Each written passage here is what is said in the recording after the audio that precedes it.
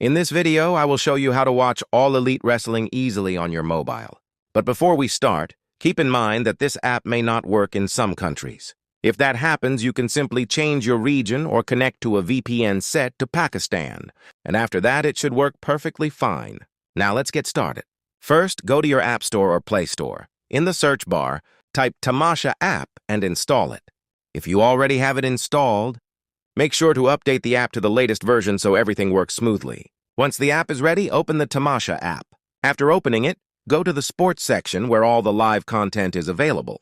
Now scroll down a little bit, and here you will find All Elite Wrestling available to watch. Just tap on it and start streaming. Make sure you have a good internet connection for the best viewing experience. So that's it for this video. If you found this helpful, don't forget to like and subscribe for more videos like this. Thanks for watching, and I'll see you in the next video.